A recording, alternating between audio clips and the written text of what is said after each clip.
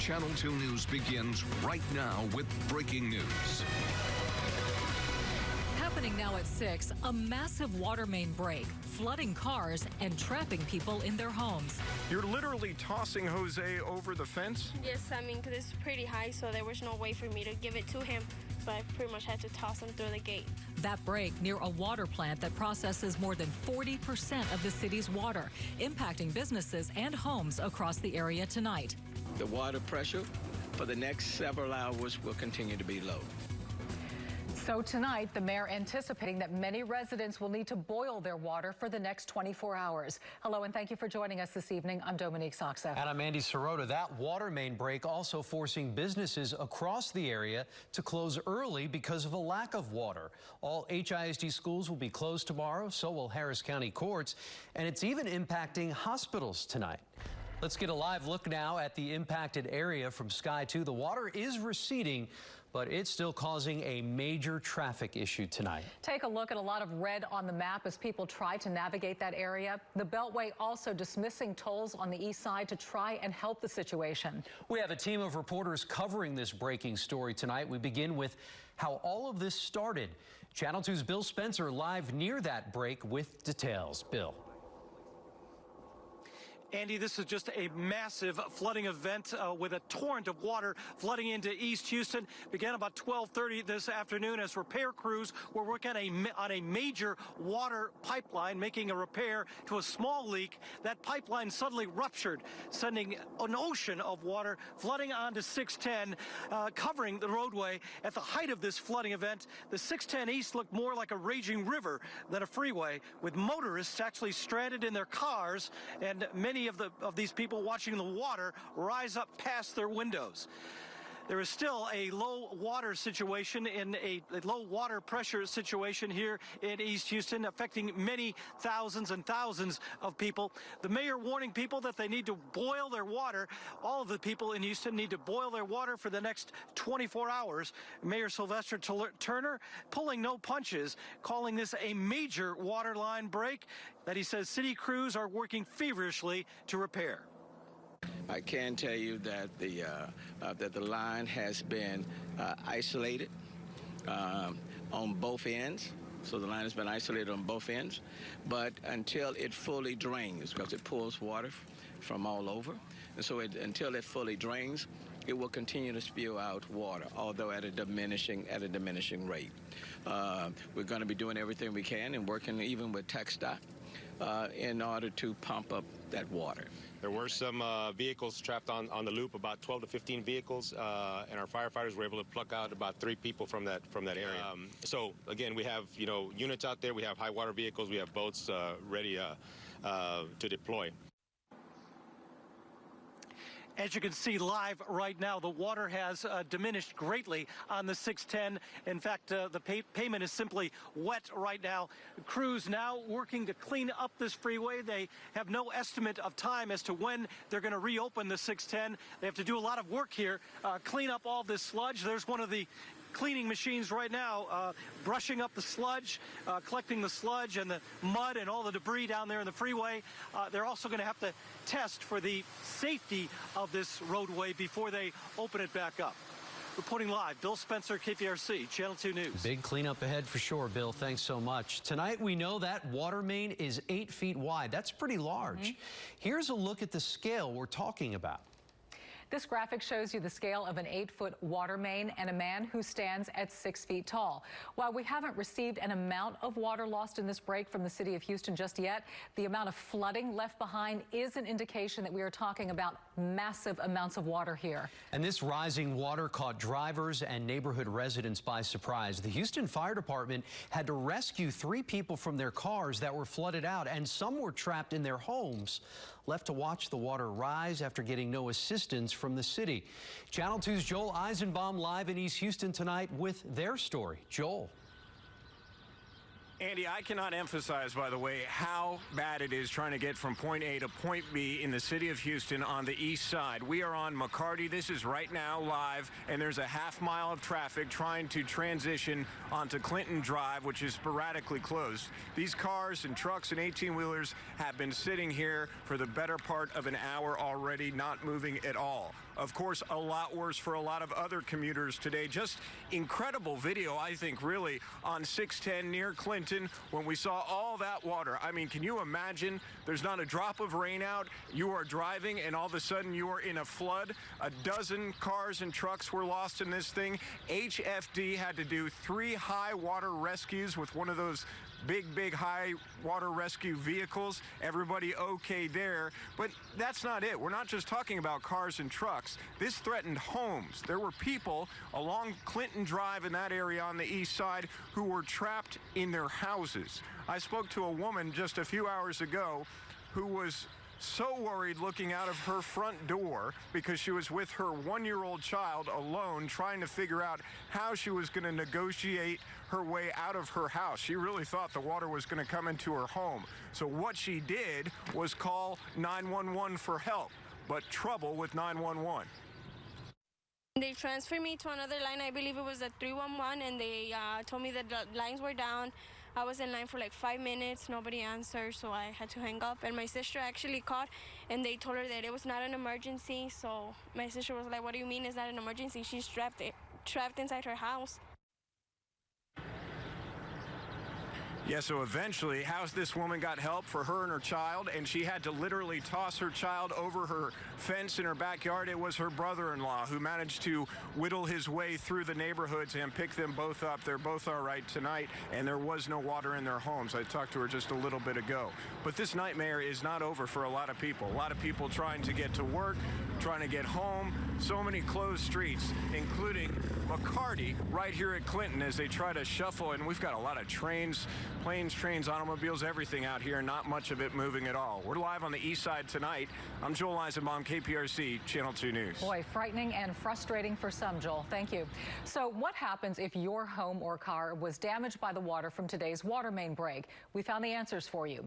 If your home or your property is damaged by this incident, the damage is covered by your personal flood insurance, not your homeowner's insurance. If your car is damaged, your car insurance should cover the damage here. That water main break has left people without water or very low water pressure all over town. In fact, Mayor Turner saying he anticipates a boil water notice for the next 24 hours. Channel 2's Marianne Martinez is in Montrose tonight, where businesses are closing up early. Marianne. Well, Andy, this Kroger here on Montrose near Westheimer is almost officially out of water. All of the bottled still water is gone. Just a little bit of sparkling bottled water is left. And that's because people in this neighborhood have been without water or, as you said, with very low water pressure for hours. And so the shelves are picked over.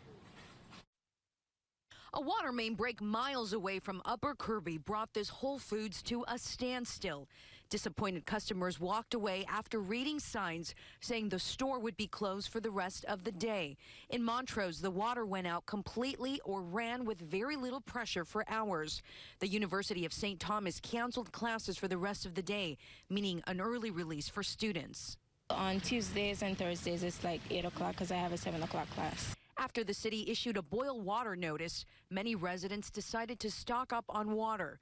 By the time Luana Jones got to Kroger on Montrose Boulevard, the shelves looked like this. Apparently there'd already been a run on the water because our water pressure's been real low for a few hours. And they were trying their best to restock it, but by the time I went and bought a couple of groceries and came back to get more water, it was gone. The water outage meant the inability to flush toilets or wash hands. The city ordered restaurants without water to close down. Montrose Cheese and Wine Shop stopped serving food immediately, but was able to keep selling bottles of wine for thirsty customers. June, and as you were telling me, your wine shop is still open, so if people don't have water, they can drink wine. Yes. Now, Kroger telling us they will be restocking the shelves around 6 p.m., so any second there should be more water back on the shelves. They had 14 locations that were impacted by this event. Now, also an update on University of St. Thomas. They have now added tomorrow on the list of closures no classes for University of St. Thomas as well. Reporting live from Montrose, Marianne Martinez, KPRC, Channel 2 News. Thank you, Marianne. Montrose, just one part of town feeling the effects from all of this. Channel 2's Bill Barajas live in 3rd Ward tonight with more on the impact there. Bill? Well, we got good news. Things seem to be getting better here. When we first arrived in this 3rd Ward neighborhood, everyone seemed to be complaining about low water pressure. The elementary school here had to shut down some of their after-school programs, and residents were even trying to make plans to stay with family members because the problem was so bad. But at least one resident showed us that things seem to be improving. The water pressure was low, and I started to call the water department. And then I saw some texts on Facebook, so I noticed it was a problem. And then you came here to check for yourself, to see for yourself. Right. So it looks like now it's better than it was before, but at first we were looking at something similar to something like that. Willie Brooks says the issue started at about noon today. She and her neighbors coming home to find that there was little to no water coming out of their faucets or toilets. The issue also affecting universities. TSU and the University of Houston both canceling classes for the remainder of the day. The University of Houston even providing some of their students with water, according to a tweet. Residents here on Sawyer and Wichita in 3rd Ward telling me they're hoping things continue to get better, but are still in shock that they were even affected. I was surprised that from that area, from 610 to by the shift channel, I guess, somewhere in that area, it was amazing that it affected us. And residents say they will continue to monitor the situation here, but things seem to be getting better. Live in 3rd Ward, Bill Barajas, KPRC, Channel 2 News. Thank you, Bill. Of course, there was concern that the water situation could impact the first night of the cook-off at the Houston Rodeo, but the grilling is going on as planned tonight. That's right. Channel 2's Hannah McKenzie joining us now live from the cook-off with an update. Hannah. Hey there, good evening. Yeah, gates opened just over an hour ago, and things are in full swing here at the cook-off. Take a look at this. Teams already hard at work, hoping to take that top spot in their designated categories, and my, does it all look good. The low water pressure, not an issue here right now, but Pitmaster Grant Pinkerton says it could be a different story tomorrow. If we can't get water in tonight, tomorrow could be a real rodeo. What do you use the water for? Cleaning, washing dishes. We have an air-conditioned trailer with bathrooms in it that have running water. So that needs a big tank and needs to get refilled. So hopefully that can get done tonight. And tonight, most of these teams plan on feeding around 600 mouths, so they better be prepared. And most of them, though, are pretty self-sufficient. They all bring these huge tanks of water. I'm told this team has about 550 gallons, so they shouldn't be running out anytime soon. But again, if these don't get filled up throughout the weekend, that's when they could run into some problems. Reporting live at Energy Park, Hannah McKenzie, KPRC, Channel 2 News. All right, Hannah, thanks so much. Coverage of this still breaking story continues on our website this evening. That includes a list of closures. Just head to click2houston.com and look for updates on our homepage. All right, rodeo is in town. It is definitely a duster evening, so grab a jacket as you head out. It's going to be a little cool, but I tell you what, happy trails for Friday. Just a perfect day, especially at Memorial Park. And the parade on Saturday, couldn't ask for better. Your forecast straight ahead. Randy? All right, Frank, some of the best college baseball programs are in Houston for this weekend. Shriners Classic over at Minute Maid Park. Why being here is key to preparing for a big regional and World Series run later this spring. Reaction ahead to sports. Plus, FBI raid, why the federal agency was at HISD headquarters today, and how it's connected to a home raided by another agency this morning. That's next on Channel 2 News at 6. Now to a developing story we've been following since this morning. FBI agents raid Houston ISD headquarters. This at the same time, IRS agents show up at the home of the district's chief operating officer. Channel 2's Robert Arnold is following the story for us and is joining us now with what he's learned. Robert.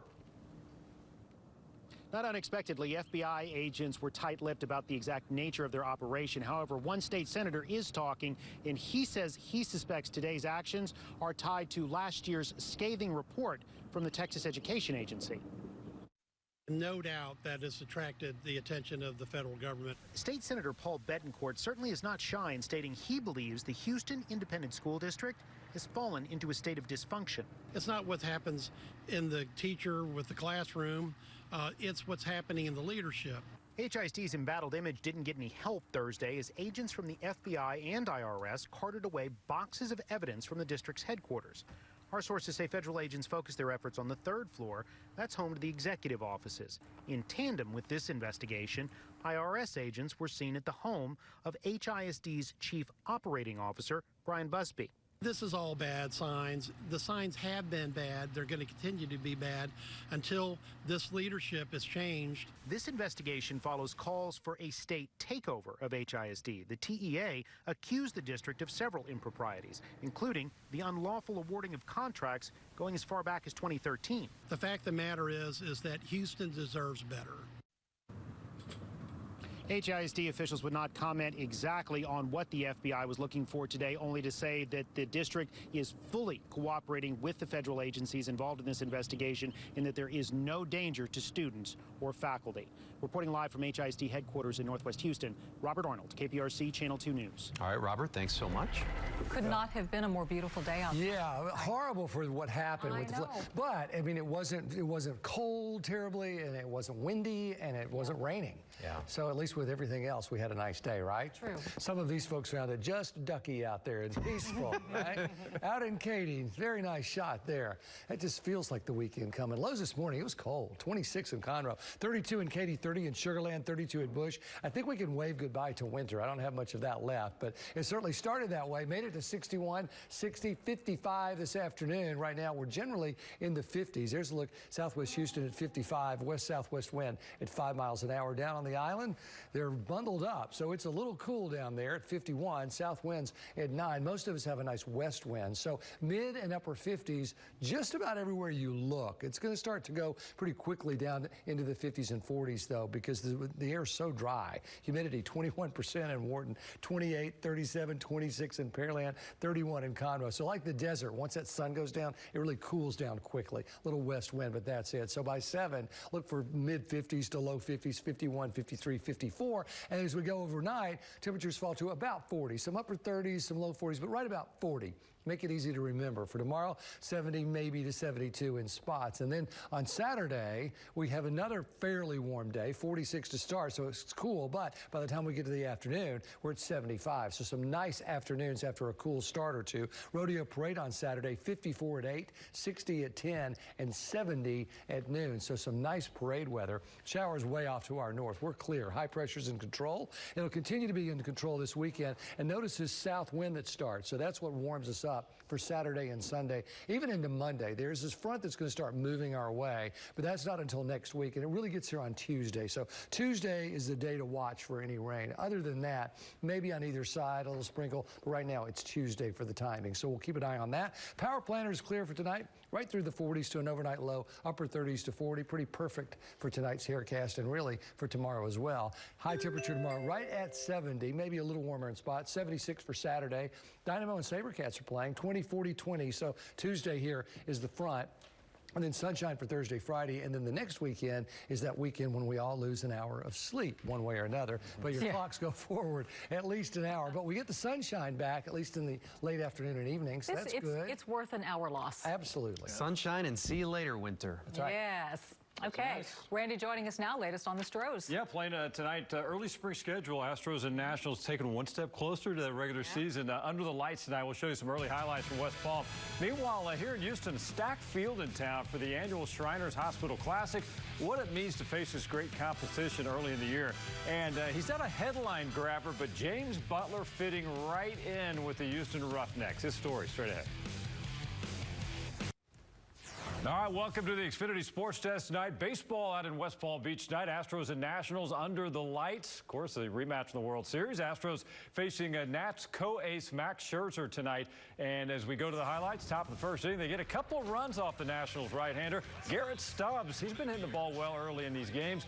That one drops in right field, made it 2-0. Right now, 2-2. They're playing in the fourth inning. All right, big weekend of college baseball here in town as Minute Maid Park plays host once again to the Shriners Hospital College Classic. 6-team field is stacked. It's headlined by LSU, Texas, and the Baylor Bears. All the teams squeezing in workouts all afternoon into the evening before the action ramps up tomorrow with 3 games each day. Texas head coach David Pierce happy to have his undefeated Longhorns in this field. I just thought it was real important that we got back to this area, this region. We've got a lot more kids from the Houston area, and it's great for our fan base because we have so many alumni here. So I think it's a critical weekend for us. All right, the Roughnecks are the talk of the XFL. Quarterback P.J. Walker is getting all the headlines, but his running back also has a big role. Ari Alexander has the story. Roughnecks running back James Butler did not start the season as the #1 guy. Me being, the third back and helping the other guys, with their reads, like off the field, then that's going to be my role. But between injuries and his own strong play, he's now the team's leading rusher and getting plenty of praise from his coach. Pound for pound, he's about as strong and tough a runner and blocker that I've had. He's a legitimate player. I think he'll get a shot to go to the next level too. About those NFL opportunities, he's had those before, but honestly, it sounds exhausting. So I had tried out for the Raiders, the training camp, got cut, brought back to the practice squad, did that for probably from week 8 to the end of the season. The draft came, got let go again, got brought back during training camp, got cut again, and then they brought me back for practice squad, got cut again after the season. I had a little workout with the Packers, and then that's when I came up here. Up here is where he's one of the league's best backs. With the Roughnecks, Ari Alexander, KPRC Channel 2 Sports. Man, I tell you what, he's had a lot of stops along the way, but I think he's found a home with the Roughnecks. Only undefeated team in the XFL, and they're playing their new rivals, Dallas Renegades, that Houston-Dallas thing this weekend. There it goes again. Why not?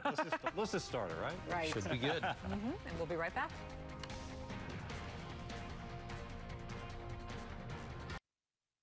Good night for the cook-off. Yeah, I was going to say, the rodeo and the trail rides, they really came off without a hitch pretty much. Really lucky this year. Yeah, or with a hitch or two, maybe. I know, right? But it really was lucky. It's a nice one. So I know they're starting to gather at the park tomorrow, so it will be nice. In fact, if they're out and about right now watching us, you've got a great one coming up. Here's your outdoor dining forecast, and I know you dine well. 54, 50, and 46. A little cool, but that's expected. And then we're looking for 70 tomorrow, 76 on Saturday, 78 Sunday, and 80 on Monday. Oh, what a weekend. Perfect. Nice. Amazing. Yep. Thank you. Entertainment Tonight's coming up next. We'll see you at 10.